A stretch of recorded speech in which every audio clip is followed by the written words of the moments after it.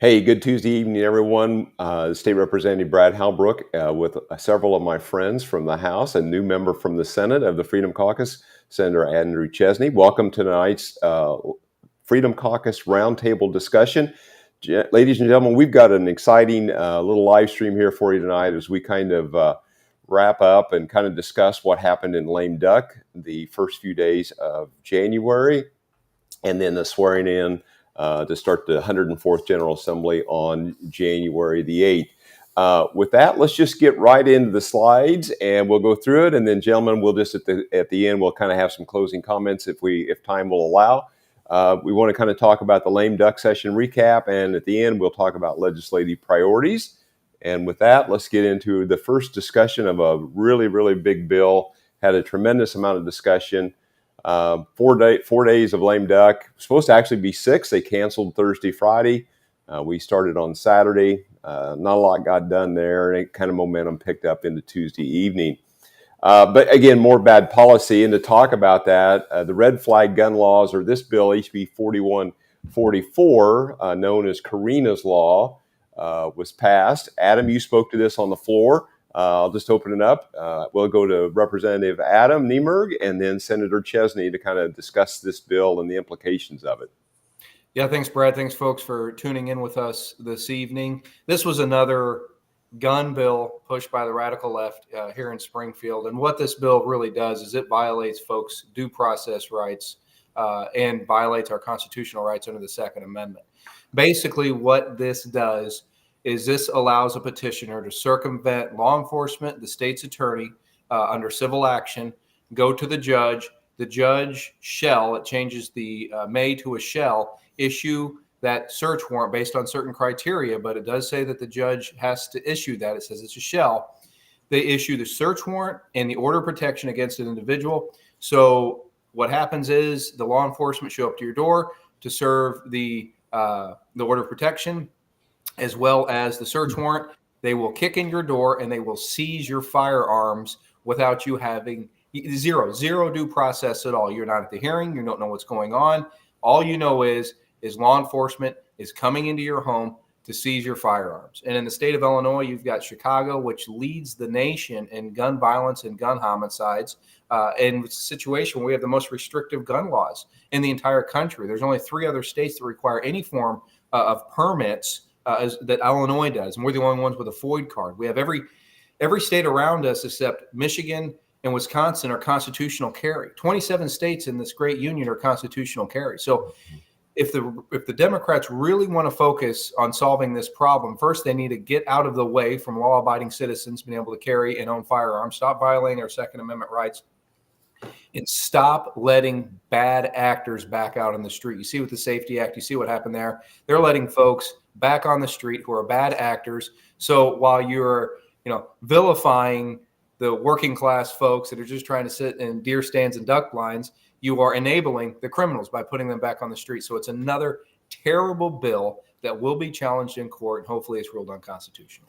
Yeah, thanks for those comments and thoughts. Senator Chesney, true to form, another lame duck session, another really, really bad bill. We got a couple more we're going to talk about. What was your perspective from the Senate on this? I know you probably spoke to this. What was the mood in the Senate? Yeah, well, I mean, my frustration, Brad, is that we had Republicans that supported this because it's easier to vote with the Democrat majority in their eyes than it was to explain it in their districts. And let's give the viewers a little bit of context of why we should explain it. The Democrats are the ones that are responsible for this uptick in crime, and they have seen an uptick in domestic violence, and that's because of their defund the police efforts. It's because of the elimination of cash bail. It's because they have politicized the Prisoner Review Board. I mean, we have spent more time in Springfield trying to let those that have been convicted of serious felonies out of prison than we have trying to convict them. And when I say we, the majority party.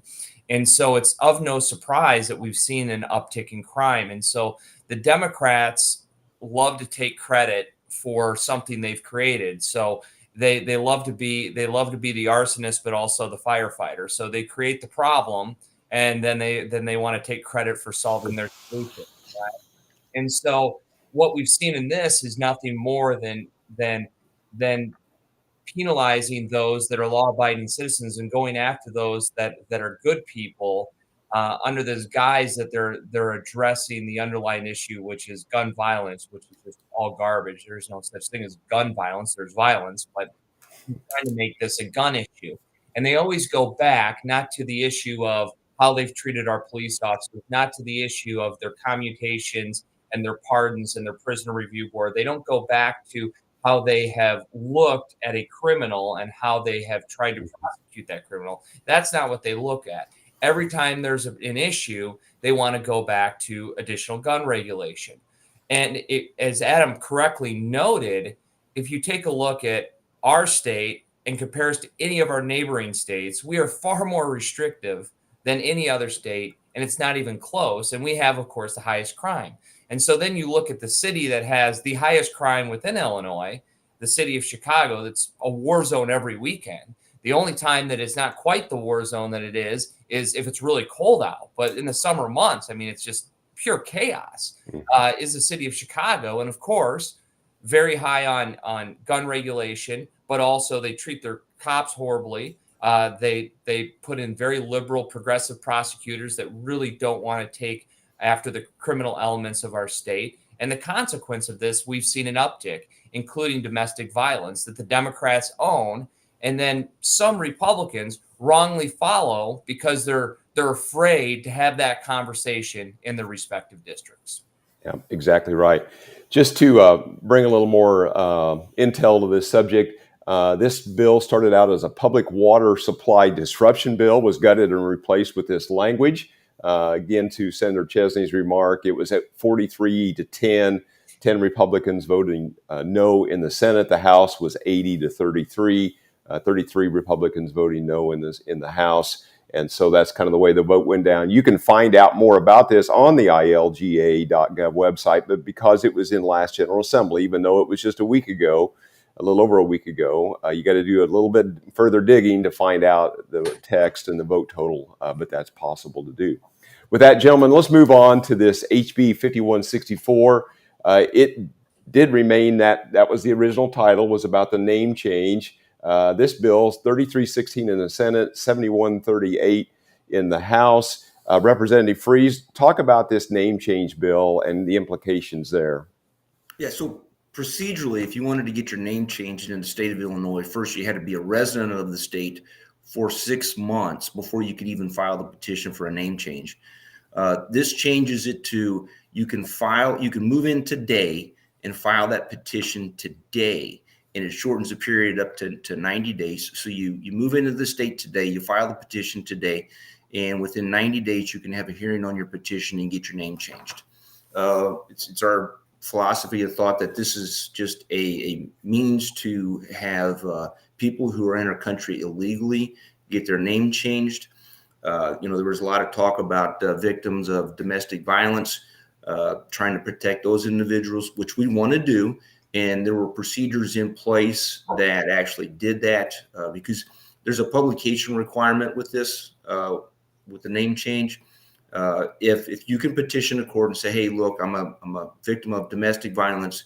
I don't want this published," and the judge can grant that request. So, we're doing everything we can in the state to further bring illegals into our community, our citizens, driver's license, name changes, you name it. We're bending over backwards to accommodate these individuals. It's really unfortunate.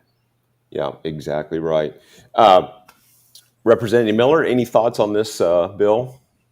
Well, I think that it's just an attack on the Trump legislative agenda with Tom and his people that have already proclaimed that the first state that they're coming to is Illinois. And, one of the biggest problems and one of the budget holes that's been created has been about the billions of dollars that have gone to illegal,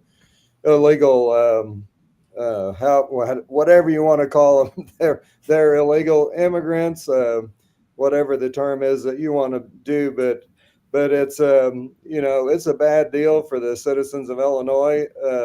Working families are struggling to pay their bills, and yet J.B. Pritzker, as well as the Harris Biden administration, continue to roll out the red carpet and just give them insane amounts of money. Plus, now they're giving them protection to try to make it harder for ICE to do their job. Exactly right.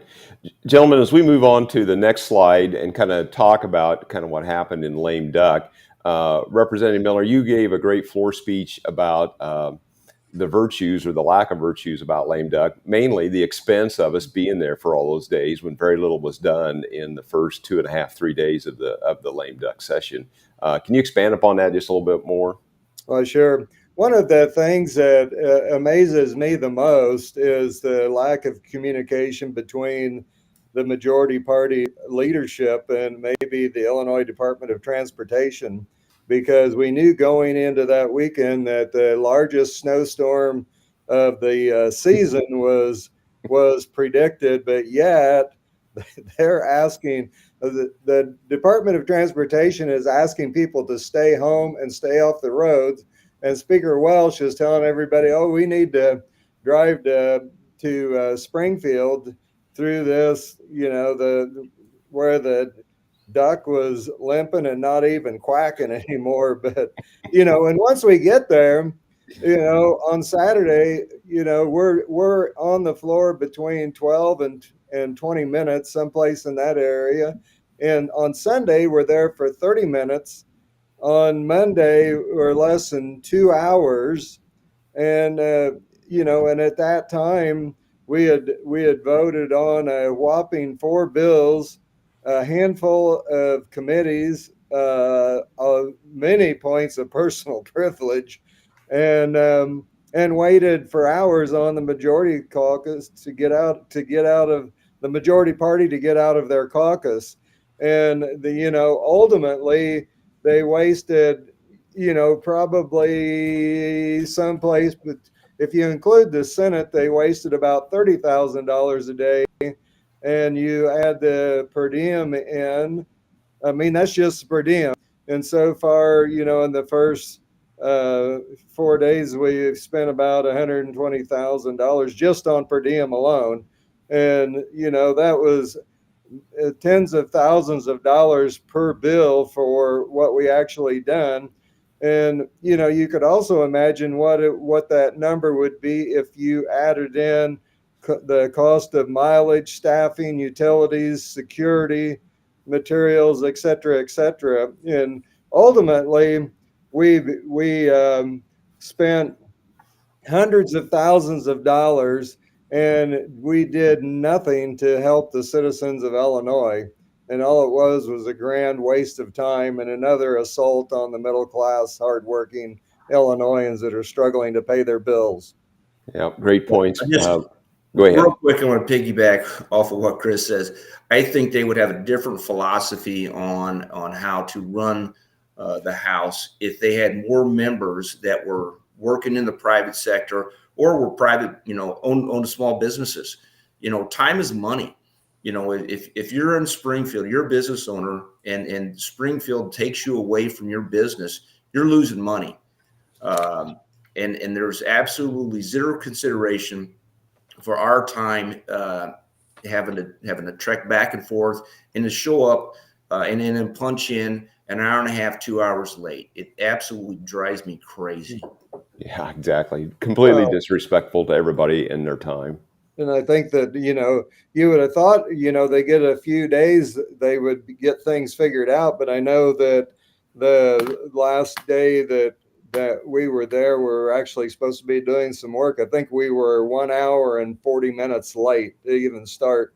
And there's so many issues that are detrimental to the working class Illinoisans. There was nothing mentioned about the massive inflation that's been caused by the velocity of cash that's been injected into the system. Nothing was said about illegal immigration and how much that's costing the taxpayers. Nothing was said about a failing education system, and nothing was said about the skyrocketing cost of of electricity here in our state. And there are so many things, that list could go on and on. We could talk about the price of insurance, the price of healthcare, unaffordable insurance, et cetera, but yet it was crickets about kitchen table issues that affect people every day. Yeah, one parallel I want to draw here as we close out on this subject, unless somebody else has something to add into this, is if you remember back in time 4.5, 5 years ago, when the virus was breaking, it was just impossible to bring the General Assembly in to discuss what needed to be done. The governor began to rule by 30-day emergency orders or by edict, but this was a situation that we knew going into the weekend. IDOT and the weather was forecasting big amounts of snow, lots of wind. And yet, as churches and other things, other activities were already beginning to close for the weekend and maybe even on for Monday, it was okay for the members of the General Assembly and their staff to drive to Springfield to debate these issues over the weekend when we were facing one of the biggest winter storms that we've had in the past number of years. I just think that's kind of an interesting parallel there. Gentlemen, any thoughts on this before we move on? With that, not hearing anything, let's talk about inauguration. Representative Niemerg, kind of a little different twist on inauguration for a few of us. Yeah, for a few of us it was. And folks, it was a really good ceremony. We had Judge Mike McCaney. Many of you know him. He's on the 5th appellate here in the state of Illinois. He swore us in. And we do have a video that we'll be releasing soon. You'll see how great of a ceremony it was and how good of a job Representative Chris Miller did in his prayer and speech. It was an excellent job, Chris. But really, this highlights the Democrats' inefficiencies here in Springfield.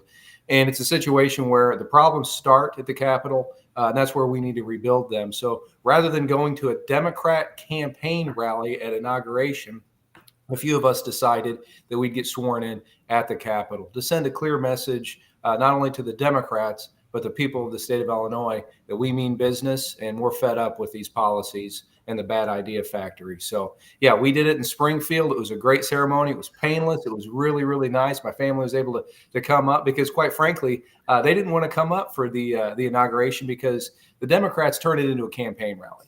They turn it into identity politics. They lie. They virtue signal on stage, and they make it a bit of a show. So we did it the right way. We did it at the Capitol with some of my really good friends, and it was a great event. Yeah, Representative Freeze, what was things like from your perspective? Well, I was actually at the inauguration, and the highlight for myself was when Representative Steve Reich absolutely torched the Democrats and their bad policies. He went down a laundry list of failed policies, failed initiatives, and I thought he did a phenomenal job at the inauguration. Yeah. So he talked a lot. Speaker Wells talked about bipartisanship, but then the next day when we come back to do the rules, the Republicans offered up nearly a dozen different rule ideas to make the operation of the General Assembly more fair, maybe more equitable. And what happened to those rules, Representative Freeze? Well, great point. Now, so I was on the Rules Committee. We discussed some things that we thought how some of the rules should be changed, and these were not partisan in nature. A great example is, every member of the General Assembly, they come there, they've got, ideals, they've got things that they think will not only help their district, but the state as a whole. They talk to their bill writer, they get a bill, they file the bill, and it goes to committee and dies. So one of the rules that we wanted to implement is, hey, if you're a member, you should be able to have at least one bill heard in committee. And as I said on the floor during the debate on the rules, we should not be afraid to discuss and debate bills in committee. They got our request and they shut us out. So for whatever reason, the bipartisanship died on day one. Yeah, they want to talk about that a lot, and Republicans are a third of the House, but we have Republican members that touch all 102 counties. But in the final analysis in the House, only 10% of the bills that make it through are Republican bills. Anybody else have any thoughts on this? Well, I just think that it's another example of what the Dems just want to steamroll and bulldoze. You talk about, we had session the day after inauguration, and it was a situation where on that podium, it was said unity and collaboration right before that. Yeah. And within 10 minutes of that bell ringing and us going into session, it turned right back into steamrolling and bulldozing on those House rules. We will be there at 5 a.m. We'll have bills that we will see for 5 minutes that have 3,500 pages that we'll be asked to vote on. And then we'll see a lot of other bills that are gut and replace, come back over from the Senate. Just a really big mess. And then they'll be able to suspend the rules. Basically, they can just do whatever they want. So this unity and collaboration is just smoke and mirrors. It's a one-party control, and that's how they want it. And Republicans need to understand that that's how it's going to be. I've got to make these votes to appease either the special interest groups or the Democrats because I have this initiative back in my district. Okay, you might be able to rename a road, but there's not going to be any substantive change. And meanwhile, you're compromising your principles to make these votes to placate the Democrats, and that's exactly what they want. So as Republicans, we need to get back to basics, really stick to our principles, and actually push back against the Democrats. Yeah, exactly. Gentlemen, let's move on to legislative priorities, and let's just open up with Senator Andrew Chesney. And then anybody else that wants to weigh in on this matter, kind of here's some basic things on legislative priorities. Senator Chesney. Yeah, no, appreciate it, Brad. And the Freedom Caucus I feel he did a nice job of putting together a very simple list of ideas of what we stand for, and some of them might appear to be confrontational with some members of our own party, certainly with the Democrat majority. But we view these as of course, common sense and ideas that we want to put forward that we believe are going to improve the quality of life for all those that we represent. I think the biggest one, is promoting school choice and that we don't have people that are tied to a zip code with a specific outcome. I mean, if you take a look at where most of the Democrats represent, it's certainly not exclusive to the Democrats, but the Democrats represent a lot of school districts that are failing. And unfortunately, they're those same Democrats are the ones that fight school choice, universal school choice. And when it's polled throughout the country, and you ask parents of all different backgrounds if they believe that their zip code should dictate their outcome, they say no, and that they want portability and flexibility with where they could take their dollars and their essentially their voucher. And so I think one of the things that we have to continue to push, and we will push, is that we get to a universal school choice program. I recognize in many areas we're very happy with our public school system. We also have to recognize there's a lot of areas that they fall woefully short.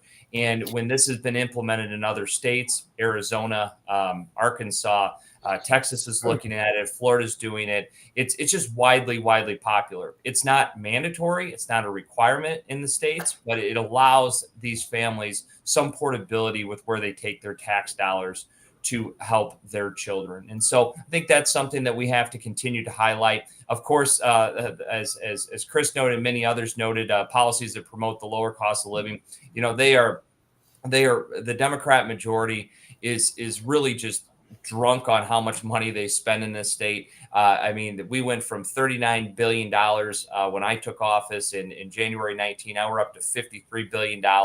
And this is just, the spending is getting out of control. The consequence of that, of course, is inflation. And when you're pumping more money into the system, you're creating inflation. And that comes at the expense of everybody that we represent. And so those are a few of the highlights. And I'm sure we'll have other members of our caucus that want to weigh in on it. Well, and as we do that, we'll just open it up. And gentlemen, I know we're kind of running here just a little bit long, but let's just open it up. If anybody has one of these priorities they want to speak to, and then have a closing comment about the last couple of weeks and maybe what they see in the future. Just let's be quick as we wrap this up, and I'll just throw it open. And gentlemen, have at it. Yeah, just real quick. Competition creates excellence, and the teachers union is really scared of competition in their wheelhouse because it would really highlight their failure for the public education. Yeah, and I think, David, you're absolutely correct. on the school choice issue, you talk about teachers. We talk about, the teachers union, kind of scares teachers that school choice is a bad thing. It's not. And when it comes to our teachers, it gives our teachers a better opportunity to teach reading, writing, and arithmetic. It takes the woke indoctrination out of it because it creates the competition that's needed in the public education system to educate our kids the proper way. And if schools are teaching DEI, egregious sex ed, if they're going off this woke cliff, folks aren't going to want to send their kids to that school. And there'll be other schools that will prosper, that good teachers can go to, that can earn more money. And what this does, school choice is it's the tax dollars that follow the kids. Ultimately, that's what it needs to be. Your property tax base, my property taxes still go to my school district. So that doesn't change. But school choice is a great initiative. And the Democrats and the teachers union, there was Invest in Kids that helps minority, low-income children have a better opportunity to get out of failing schools. And majority of those failing schools are in the city of Chicago, but they still oppose this. So it really tells you it's about power and control, and that needs to change. Anyone else on this or closing thoughts? Well, go ahead. Go ahead. Well, my thoughts here, gentlemen, is first of all, I'd like to say goodbye to Representative Dan Calkins as he left the General Assembly. He was a true leader, and he spoke well for the people of his district. I hate to see him leave, but he decided that his time was up, and so he left. So we said goodbye to him, and he's still around helping us and providing some great input. Also, I just think about the future here in Illinois as the governor talks about Trump-proofing Illinois. I think the governor needs to be Trump preparing for the governor and for the new president as he comes in.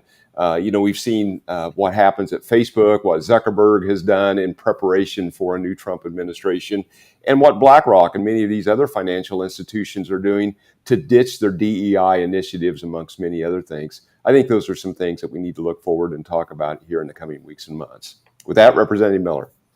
Well, one thing that I just wanted to mention, a couple of things, and just to bring awareness to all the things that we've been talking about, is that the Democrat and a few deep state Republicans are 100% responsible for the destruction of our state. They're the ones that are responsible for the demise of safety and security, of quality education, of economic opportunity, and the sky-high taxes we face. They need to own it because they refuse to do that. And they call us carnival barkers and, doomsdayers and all kinds of things, conspiratorialists, et cetera. But the real conspiratorialists are the morons that believe that this government cares about them, because they don't. They believe that the media would never lie to them, and they believe that the pharmaceutical industry, who makes billions of dollars off of them, wants to cure them. And so it's high time that the citizens wake up and make the Dems and the deep state Republicans own this mess and help us in the process that we need to methodically expose these things, address these issues, and make Illinois great again, and do everything that we can to cooperate with Donald J. Trump as he is inaugurated on January 20th. Exactly right. Gentlemen, did I leave anybody out? Does anybody have any quick lightning round thoughts? If not, here's where you find us, IllinoisFreedomCaucus.org, the donate link there, and then, of course, sign up for the Substack, IllinoisFreedomCaucus.substack.com. With that, unless anybody else has anything good for the order, going once, going twice, going three times. Good night, everyone. Thanks for joining us, and please like, share, follow, and subscribe to our content to help us overcome the algorithmic gods of the big tech overlords. Thank you all, and have a good evening.